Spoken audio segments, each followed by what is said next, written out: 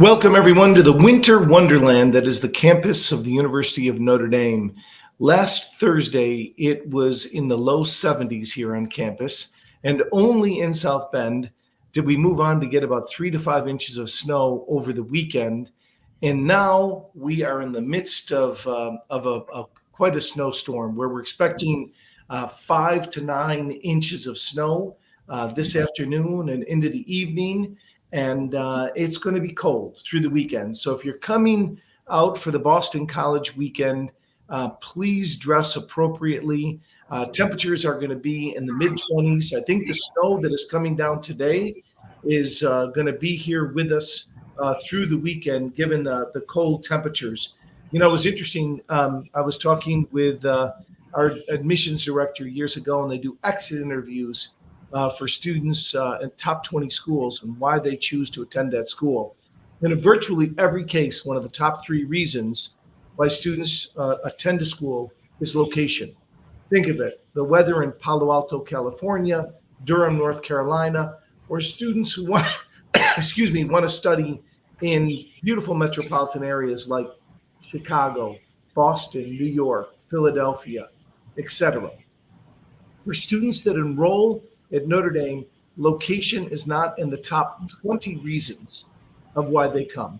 They're not coming here for the weather, the cultural amenities of South Bend. There's not coming here for the mountains or the sea, anything like that, which in the end, I believe, is a real hidden asset for Notre Dame because students come here for mission-centered reasons.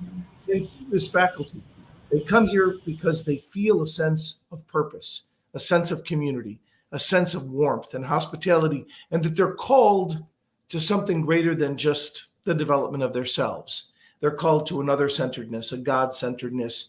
And I think that our location, believe it or not, has been a real asset for Notre Dame over the years because it's helped to preserve and strengthen our distinctiveness. You might not agree with that, but that's what I'm going with. And that's how I'm trying to justify things. I don't say this too loudly in front of my wife, who is from Brazil and shivering at home right now.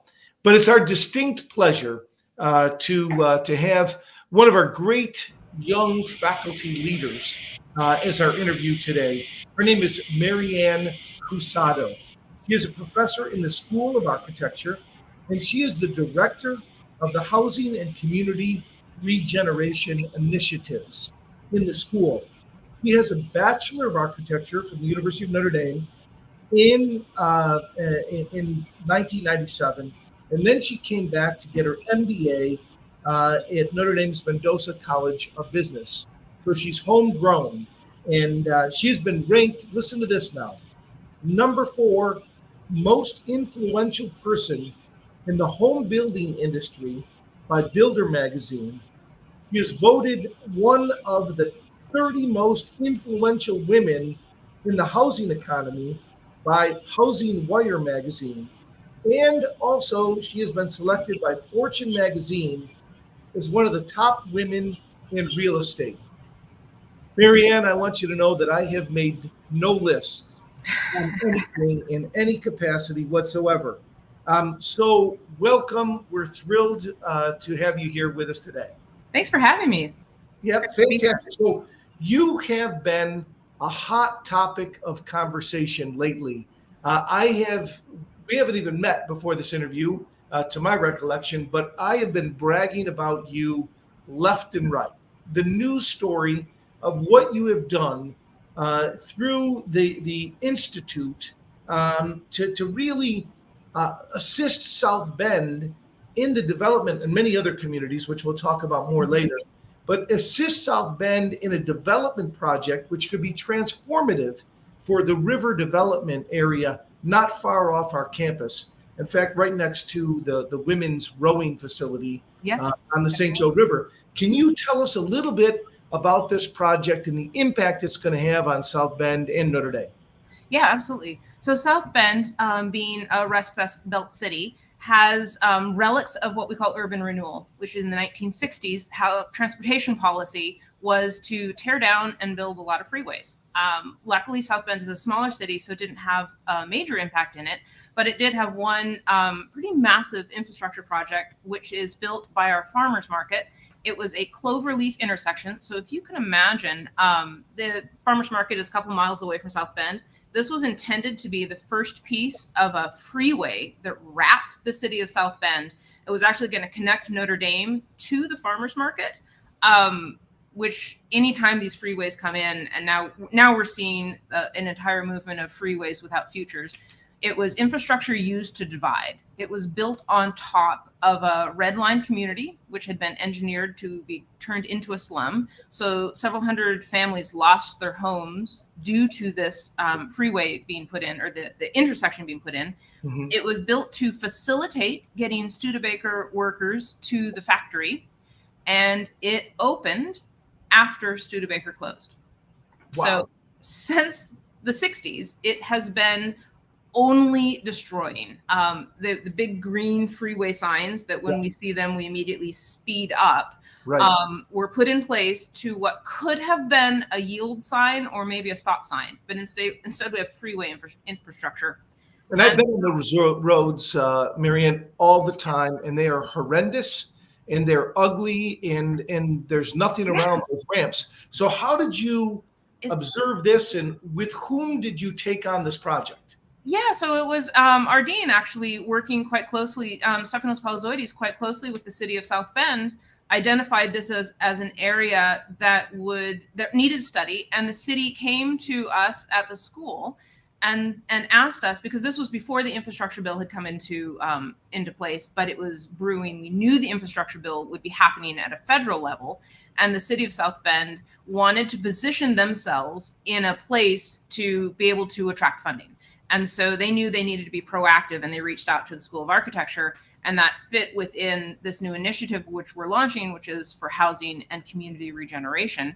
So we worked with them. It was a professionally led academic charrette, as we call it, which is a workshop where you get everybody in the same room, stakeholders, traffic engineers, the city, design experts. We flew in incredible experts from nationwide to work side by side in an experiential learning setting with our students to create a vision for what we could do to reconnect our communities to the river, to activate land that you just drive by and you just dismiss. It's so common in our cities to be numb to the world around us. Right. But there's so much land that we can activate and turn into housing to meet critical housing needs and economic development and a thriving community. Every great city is ringed with a series of wonderful urban neighborhoods. And before we even look at downtown South Bend, we want to create these opportunities, catalysts for growth around that. And the farmers market district, so that on top of that, this is next to a 100-year-old farmers market. South Bend has a farmers market, privately owned, that's been going for 100 years. And they're an extraordinary, it's a beloved institution. It is. And it's ringed by parking and dangerous streets. Yeah. Yeah, it's right close to neighborhoods. Yeah. So this idea was to remove the cloverleaf. It's owned by the state. Indiana Department of Transportation had just repaved it. So there was a little concern that they wouldn't support it. It turns out they don't like mowing it. There's a lot of grass in the middle that they have to maintain. So they were very happy to get on board because it's a relic. It's not serving anyone.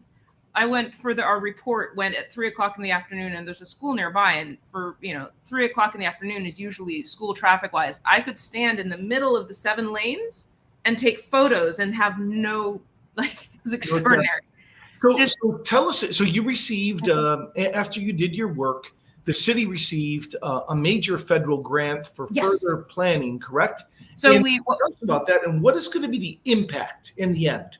Absolutely. So the goal was to position South Bend to receive the funding. We put together this plan for them, this report. They used our report, our images, to create their strategy to go after the funding. They got a raised grant, and they received $2.4 million out of the federal infrastructure funding to plan for and engineer the removal. They have to do it in stages so they can get shovel ready to then go and get the funding for it. When this comes out across the entire district, we could have as many as somewhere around 650 to 700 new housing units. We could have up, even as close to 100,000 square feet of commercial space that could be activated within the area of the Cloverleaf, through the farmers market, and down to there's a YMCA area that's been abandoned. That is absolutely incredible. What that can mean for the tax base in South Bend, what that can mean for the University of Notre Dame, that understands that our fate is inextricably linked to the surrounding community, being able to attract faculty and even students to a vibrant community. The impact of this project could be absolutely huge for this community. It'll be catalytic. It will create, because you can have pieces of this that act individually, and you can have it all together. And we get to choose what type of communities we live in. And it feels like the built environment is too big. I work in it, and I'm still, sometimes think, how can individuals have a role? But what we're seeing now is that everybody is citizens. You don't have to be in the architecture or urbanism planning fields to have a role and have an impact, because we're all citizens of these communities. And when we look at things that aren't working, like failed infrastructure and abandoned properties and underutilized land, there's so much opportunity there that we just dismiss, because we start in our home and we drive to wherever we're going and we put the blinders on to the world around us. But when you take those blinders off, you can see the opportunity, and it's so much is there. No, because this particular example just demonstrates how obtuse I am, because I've driven on that Cloverleaf, on those ramps, thousands of times, probably over the course of my lifetime. And I never thought that we don't need them. And what could we redo with all of this wasted land along a beautiful riverfront? So it's brilliant that you and Stephanos and the team, through the Housing and Community Regeneration Initiative, have focused on this. Now, this isn't the only community, right? You have done this for other cities as well. Yeah, so we're working very closely with Kalamazoo, Michigan. They have, what's interesting is, so Kalamazoo and South Bend are sister cities, and they went through urban renewal together. They actually talked about how to tear their cities down at the same time, because urban renewal in the 60s was built on this idea that transportation policy was somehow going to save us. And really all it did was destroy. It was used to separate, it was used to exclude, it was used to segregate. And what we're finding now is it absolutely has, it didn't play out. It privileged the automobile.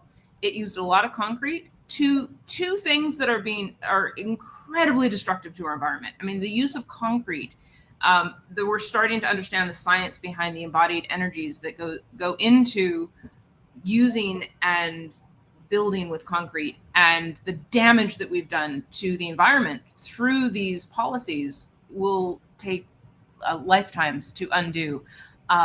But these cities, so Kalamazoo had the exact same thing. They turned their downtowns into freeways, one-way streets like South Bend used to have, and now they're unraveling it. And so they've asked for our help to come.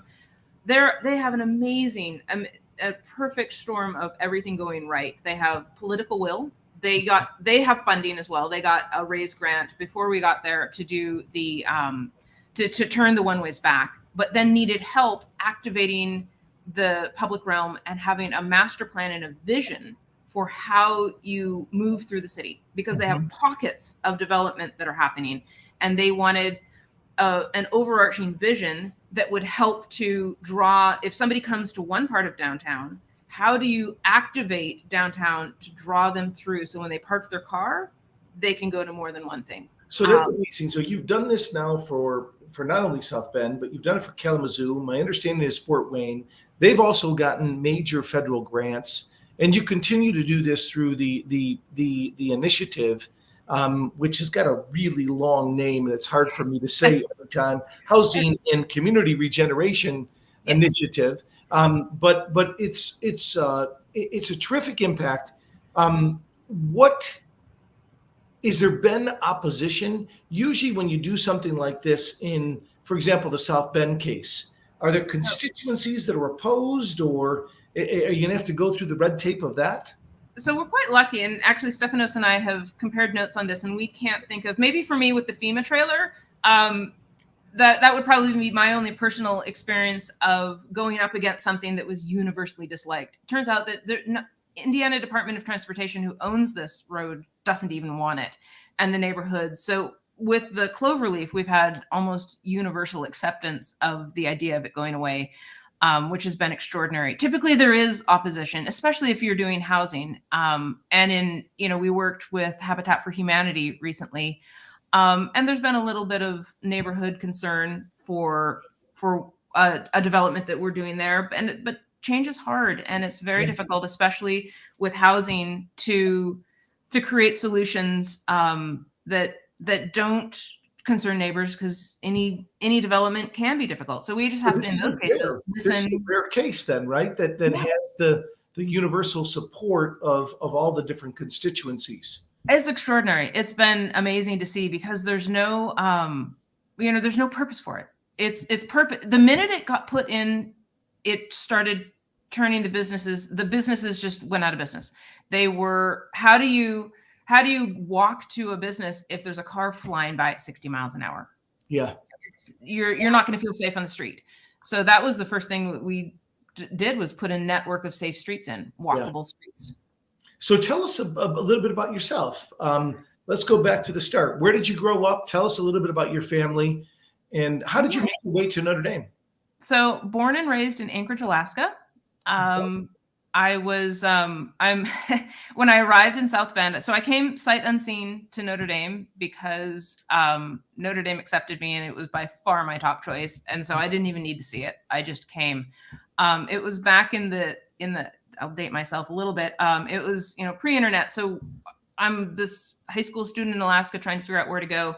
And I got the book of 25,000 colleges, and I was flipping through, tagging the pages, because I knew I wanted to study architecture, and got to Notre Dame and thought, well, wow, that seems, I didn't know anything about it. The funny thing is, I knew nothing about Notre Dame, except for it was a place where you could be part of something bigger than yourself.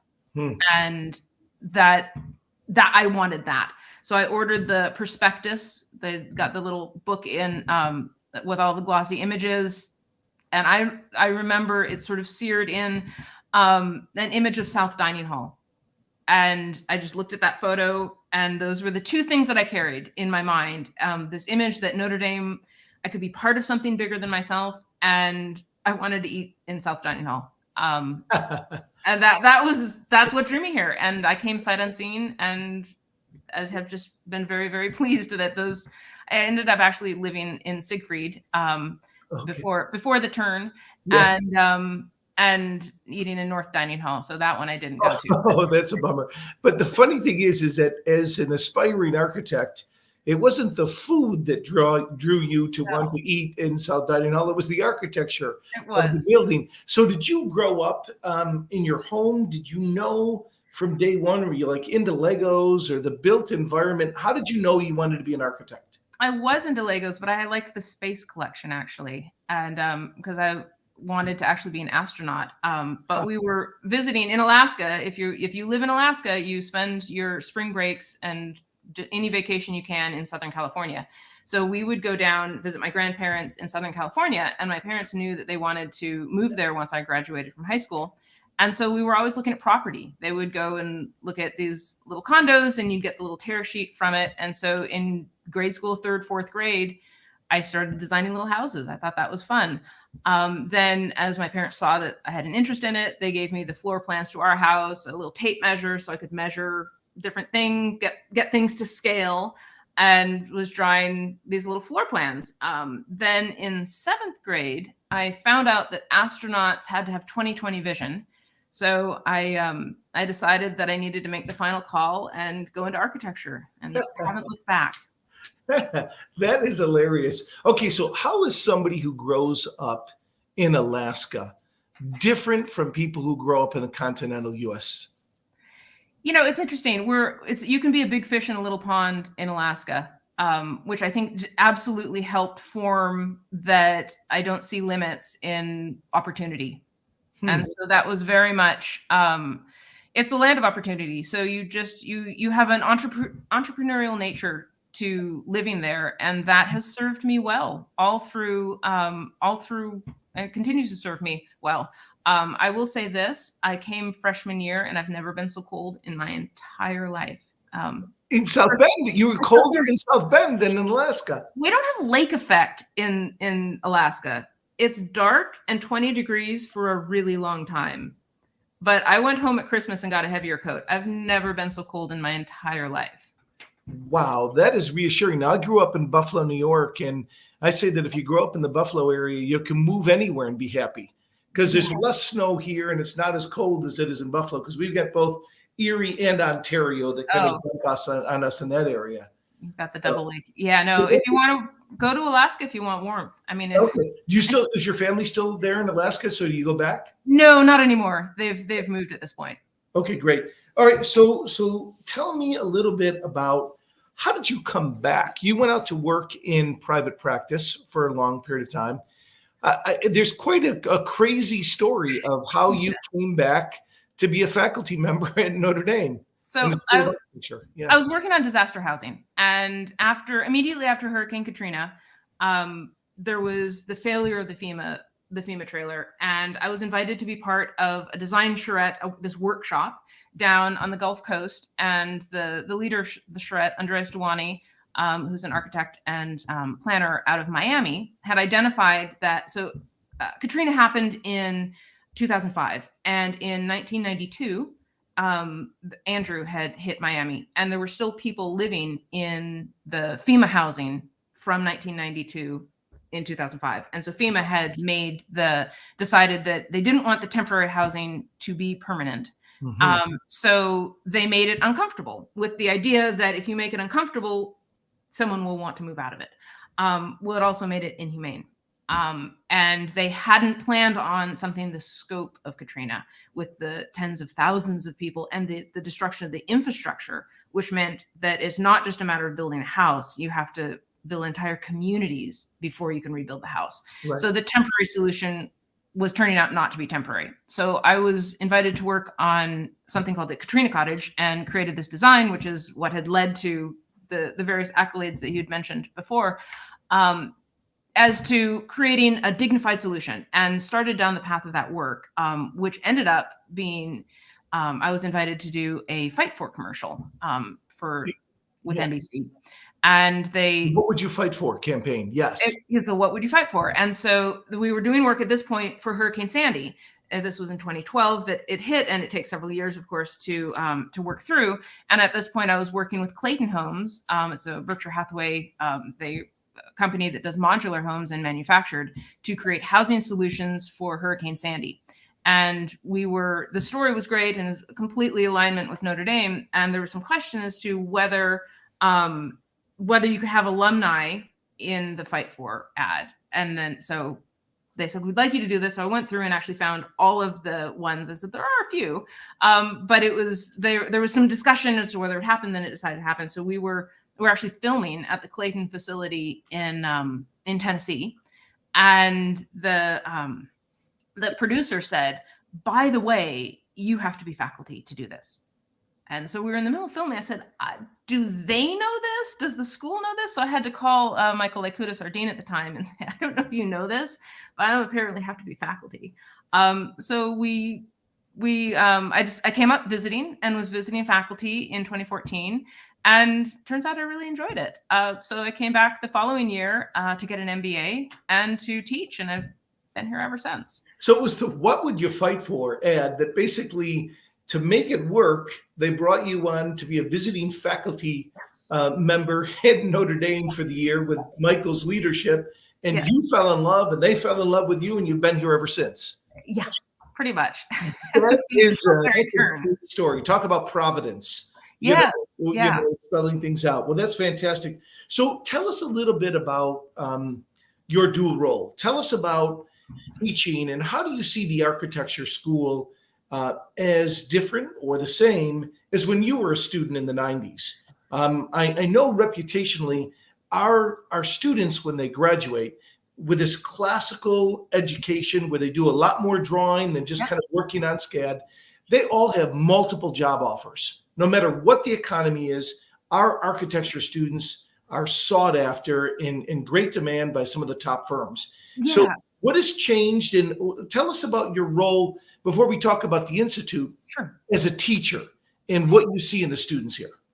We have the most extraordinary students in anywhere. I mean, of course, I'm partial, but they are, the Gen Z is going to save us, especially now. I mean, our students have always been amazing, but this crop of them, especially, they care so much about the world, and they're not happy with the default setting. Mm-hmm. And they're asking for the tools, and they're seeking out the tools to go out and truly be a force for good. It's extraordinary to get the opportunity to work with them and teach them and work alongside them in many cases to try and figure out what is the world we want to live in. You know, the School of Architecture, as you noted, is unique among our peer institutions in that we teach that the built environment there is a benefit in looking at how we've done things in the past, but not because we're looking at the past, but because we believe that those traditions, a tradition in of itself, is a lot of things has happened in the world. The tradition are the elements that work and that we want, that society wants to move forward, and that it's based around the human first. So it's not the automobile first. It's not the default setting. It's about how do we live as humans in physical spaces, and what does the built environment, what is the best built environment to create the strongest economies, thriving communities, the healthiest communities. And we look at traditional models to do that, of walkable places and of walkable urbanism. Yeah. Well, I got to tell you, I worked with the homeless here in South Bend for about 8 years, and I figured out that the biggest challenge was to resuscitate hope, to help people believe that in fact change was possible. And the first way that spirit for hope or whatever was impacted was through the physical environment, the built environment. And I would always say down there that if there are Rodins to be sculpted or Michelangelos to be painted, they ought to be on display at homeless centers, because these are the people whose spirits most need to be elevated. So how do you feel with the idealism of our students and the work that you're doing experientially through the Institute? How do you feel like what we just talked about before, you are able to resuscitate hope through the built environment? Well, it's actually quite easy because we can visualize it with images, and we can meet people who we're impacting. And so we can see immediate impact, and you just have to plant that one little spark to see, if I participate in this event and we're talking about a real thing, and suddenly there's funding that comes to maybe take out this clover leaf, and I participated in that, I'm still excited about that. And I've had a lot of, when I came to a South Bend meeting with the city, and they had our drawings up, I was not screen sharing. It was the work of the School of Architecture and they were using it as a shopping list to determine, well, this is a strategy we want, and this is a strategy. And I still get excited. So can you imagine being 20 and hearing how all the division in the world and everything's too big, and you get to participate in something that you then see, wait a minute, this is actually happening, and an idea that I helped to shape, just the power of that, and you're exactly right, it's the hope and it's the vision. It's of actually feeling that you can influence and be part of building a better world. Yeah. And so we're able to do that and be able to, that never gets old. That never gets old, because there's so much desperation and sadness and division in the world. And there's so much need around it, around housing and around our cities with crumbling infrastructure, that it's very easy to say that's all too big. But when you can actually take a very concrete small step and see results, Mhm. then you have no limits. So you've been on campus now as a student and as a faculty member for several years now. What three buildings jump out to you as the most magnificent, on campus? What are they that still kind of make your blood tingle when you experience them? Well, of course, I have to start with South Dining Hall. Yeah, I mean, that one got me here. yeah. Um, What is it about the South Dining Hall? it felt like, I don't know, it just felt like this, just a special place. It felt otherworldly. In Alaska, there are no traditional buildings. The irony of all this is I didn't understand, because we're not, the general public isn't given a language about architecture. Yeah, And we don't understand the built environment. We don't understand buildings. We just don't have, that's not part of our lexicon. right. But I knew that some places felt different than other places. When I made the final call to be an architect, I remember saying to some of my family members, I want to be an architect, but I'm never going to design a strip mall. I don't know why I said that, but strip Yeah. malls were awful. And I felt the difference, even though I had no foundation for Yeah. why it was different. As humans, we all understand the built environment. Right. And so for me, I felt it very, very real. So when I saw South Dining Hall, it felt sort of otherworldly. I felt like maybe I'd sit up a little straighter if I was there. Right. Of course, the dome, because I still, when I come into campus, I used to, when we were at Bond, we would walk in and you'd see the dome, and it was a reset. I'm coming from whatever, I'm still practicing. So whatever call I'm on or doing this and doing that, and you just can't not but pause. And now, of course, I walk by the stadium and there's a shot at the dome as I'm walking in. Mm-hmm. And I use that to recenter and remind myself where I am and how lucky I am. Amazing that Father Soren in 1879 would have the vision Yeah. to build this dome and place Mary atop and cover her in real gold, because he wanted us all to remember why. Whatever we achieve will be because of Our Lady in the Dome. Just an amazing vision. I mean, centuries ahead of his time. Yeah, no, and it's a reset. When I come in, and then sometimes I feel bad because I'm thinking about something else and I catch the dome in my eye and I'm like, oh, I didn't purposely look. But now I'm here. I'm going to take the second. I'm going to take the moment. I'm going to recenter and remind myself where I am. Yeah. And then walk in. And if we're doing three, I actually really like Stayer Center. It's another one that's meaningful for me, because that's where I got. It's a newer building, right? It's newer, and so it fits seamlessly in, and it actually lives really well. So it's right between, for those who are listening, between the business school and the Department of Performing Arts Center. That's the Stayer Center. Yeah, and it's where I got my EMBA. So that was the return to South Bend for me. Even though actually, can I get four? I got to throw. Yeah. Let's go to the fourth. Yeah. And Walsh. Well, the list goes on. But Stayer is, I love Stayer in terms of the architecture. I love the even how they do the moldings on the inside is it's Notre Dame, but very modern as well. And it's, all of, you could go through a whole campus and tell a meaningful story about each one almost. Yeah. So tell me about Eddy Street. It has been revolutionary for this community, and it's only something that has been around now for about, I think, less than 15 years. As an architect, what are your views, pros and cons, about the Eddy Street development? I'm very pro. It is a huge asset to have, and it's proof of concept that place attracts people. Mm-hmm. That if you design buildings that meet the street, that you create what we call the public realm, which is the outdoor room. Very often we think of buildings in isolation and everything with uses separated in different areas, which creates an auto-dependent community, which is expensive to both the individual and society because of the infrastructure that it takes to maintain that. And these patterns of development, sometimes called sprawl, it's a Ponzi scheme because they require exponential growth to be supported. The taxes that come out of a single street of homes cannot support the physical street when it needs to be rebuilt and re-upped.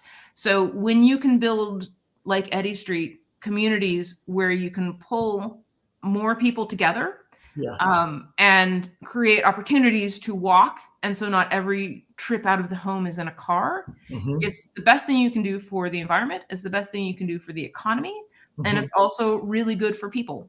It allows people to connect. When you're in the car, everybody's an enemy because you're competing for space. Right. You park that car and now you're meeting citizens because you can actually make eye contact when you choose. In Indiana, we do that. But if you also don't want to, you just avert your eyes. So you can engage however you want, at whatever level you want to engage. So it's proof of concept that we can create place and it will be successful. And so it's fantastic leadership of the university to build that. I wasn't sure what you were going to say about that, so that's wonderful to hear. But my daughter, who is an artist, a singer-songwriter, moved to New York recently, and she's had the privilege of living in Stuyvesant Town, more commonly in the Lower East Side, known as Stuytown. And in my understanding, it was a big urban renewal development, I think maybe shortly after the Second World War, for low-income people. But it is just walking around that facility, and I think there's more than 100,000 that live in that area, with the trees and the parks and the fountains and the community centers and recreation areas. It's just amazing. Is there a particular development that you look to and say, this is the model? This is something that we really hold up, and we should be finding ways to kind of replicate that around the country? I think, there's many models, and each one happens. If you want to get in the weeds on it, there's something called the transect, which essentially organizes all of development from the most rural to the most urban. And within each of those, so it's not one size fits all. So you can have Midtown Manhattan, you can have Eddy Street, and you can also have a hamlet of little houses in a village. And within each of those, the model of development, so between the density that you'll have anywhere on the spectrum, there's patterns of growth that work and amazing precedent. So we pretty much, if you want to paint with a broad brush, look at anything before the Second World War, and you're going to have some really good precedent. We have great precedent here in Indiana of cities and places, just cities all over the state that have an amazing downtown. It might have been left behind a little bit. Columbus, Indiana, are you thinking? Absolutely. Yeah. And so there's precedent really everywhere you look if you're looking for walkable communities. We don't build as many new, but there still are new ones, and they're built throughout the country as well. So it's hard to say there's one model, because the minute you say one model, then it becomes one size fits all. Yeah. So it's really about scale and showing that the principles that we want to build to, of walkability, of a mix of uses, of a mix of incomes, that's especially important. In a mix of incomes, that the whole is more than the sum of the parts. Those are universal principles that then can be applied to any scale of development. I think if you ask the average layperson on the street about architects, they think about the high-end firms that are designing skyscrapers or building, $1 million plus houses. Your work seems to defy that. It seems to work on, whether it's FEMA related temporary housing and making that more livable, or working with Habitat for Humanity and students in that area. How widespread is that in the field of architecture, and what drives you personally? Well, so yeah, you're exactly right. So in most people think of architecture as designing the hero building. Yes. So it's the one at the center of all of the attention. But if you think about the places that resonate with you the most, put a thought bubble up of half a dozen places that you've been that felt really good to be in. Yeah. There may have been a hero building there. You might have been looking at an amazing cathedral. You could have been going to a library or a museum or the high rise or any of the hero buildings. But what's really resonating with you is what we call the fabric buildings. It's the stage set that allows the hero building to do its thing. Now, we still need hero buildings. That's great. Even at the School of Architecture, we teach those. But what we also teach, and what I've dedicated my career to, is the fabric, because the fabric is also the urbanism. And in most cases, the fabric is housing. If you take housing out of any great city, you also you lose all of the urbanism, and you lose the people and the heart of the place. So to me, there's nothing more. I just love the idea of creating place, of creating the fabric that sets the stage for the hero building by others, and creating that. If I've done my job well, you don't know I've been there. Yeah. That it feels right. And what, design can get, anyone can go off in the, and discuss sort of the details of this, and we can go into our silos. But when you really look at place, when you look at a place that you want to be, because if you want to be there, then it also means that it's economically working and that it's culturally working, and all of the other parts of society can be part of that. And it's not siloed, and it's not about design or the hero or the individual. It's about the community in place. And that's even within the School of Architecture, what we try and teach is that the urbanism comes first, and the place, and it's not just because we think it looks good, but it's creating a place that a society wants to live, and therefore it touches everyone, and it's no longer a silo, and it's not about the individual. It's about what we as an industry can do to be part of this greater whole. And that is, what's more exciting than that? So, Marianne, Notre Dame is blessed to have you as a graduate, as a faculty member. Our students, one can easily discern, are lucky to have your passion and experience in the classroom, and now this new initiative on regeneration of neighborhoods and communities is something that is leaven for a world that is deeply in need. And your leadership of that is incredible. Any final words, any final thoughts that you would like to leave with our viewers? Yeah, just think, look outward, look at your cities, look at the opportunity that could be there. Look inward, as there's, very often opposition to affordable housing, and think about, how actually affordable housing in your community might make it better, not worse. And know that everybody can be part of a process. As we're all citizens of the world, of our communities.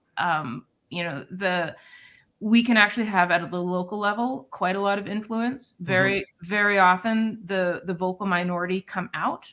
But there are a lot of people that really believe in community and society, and want to support others. I mean, with housing, if very often you see a lot of opposition to affordable housing, but a society that doesn't work for everyone really doesn't work for anyone. So we all get to choose the community we live in, and we get to help shape it, and it's not bigger than any of us. So get engaged and be part of making the place that you want to live. So the something that just popped into mind is the School of Architecture here at Notre Dame just got its largest endowed gift ever, a $30 million gift for the Michael Duda Center for Historic Preservation and Sustainability. What is that going to do for the work of the school, and how is that going to impact our students and beyond? Oh, it's transformational. It's been the work that they're doing. We have our first class now of amazing. It helps us attract the most amazing students. I mean, we already have great students, and if we can help to pay for a graduate level education, and then it makes us even more competitive.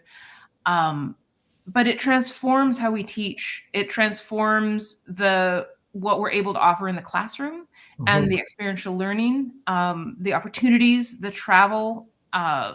It's something that, and it's actually very interesting within the work that we're doing in housing and community regeneration. I'm spending a lot of time actually talking to and coordinating with Steve Sims, who's running the Duda Center, to work to actually plan out how we can work together, because the preservation, especially of older structures, is never in a vacuum. And so how does the urbanism and the community around it support the building that's being preserved? Because in the end, the sustainability and the resiliency that comes out of the work that center is doing is essential to the work that we're doing in community regeneration, because it all comes back to how are we the best stewards of the Earth's resources? How are we the best stewards of the world that we inherit, so we can leave it for those who are coming after us?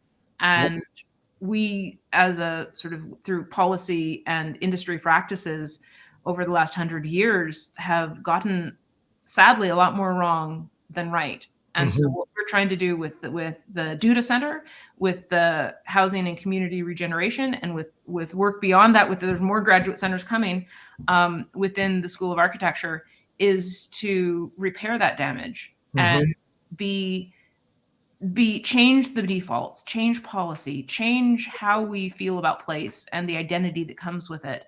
And the first piece of that, we can build new, but the first piece is preservation. So it was absolutely perfect that the first center is the funded center is preservation, because it talks, and it's preservation, sustainability, and resiliency says so much about we're living our values, because we must preserve and take care of what we are inheriting. We must, it must be sustainable. We have to, it has to be part of a holistic vision of, again, back to the place we want to live. So yeah, no, it's been extraordinary. And I'm so fortunate to be able to coordinate with them and see what they're doing. And hopefully collaborate on joint projects. Okay, this is my third final question.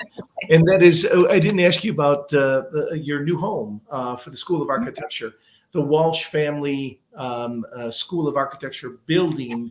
What has that new space allowed you to do for faculty and students? And what is your favorite space within that building? Yeah, so, at Bond, I mean, we all loved Bond because we were in the older part of campus, but Walsh has brought us to the front door of campus, which means we're accessible. People can come in. They know we can actually engage with public, which is so critical. It also, the way the studios are set up, it used to be everybody was in a zone somewhere. Now it's all together. So you meet people. Our third year of study is spent in Rome, which chops up the flow. So you're here freshman, sophomore year, you go to Rome, and then you come back fourth and fifth year. So you actually don't know the class directly ahead of you, because when you really start, when you start sophomore year and get architecture curriculum kicks in, the group ahead of you is in Rome, then you go to Rome and they come back. And so you meet fourth and fifth year. But the physical building, the way it's designed, has allowed us to engage more with each other.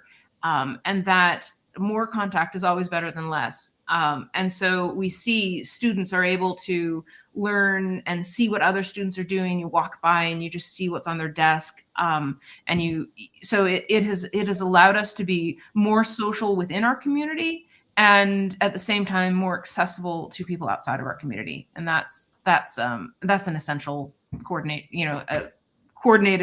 both inward and outward transformation. Okay, Marianne, I'm going to put you, since you're a woman, it's on everybody's lists. I'm going to put you down as my top 5 favorite interview ever. So add that to your list of introductions.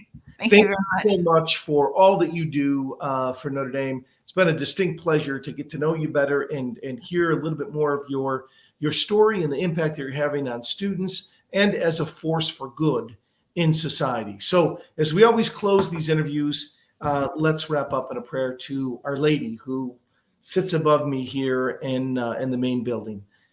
Hail Mary, full of grace, the Lord is with thee. Blessed art thou among women, and blessed is the fruit of thy womb, Jesus. Holy Mary, Mother of God, pray for us sinners, now and at the hour of our death. Amen. Take care. Thanks again, Marianne. God bless, and go Irish.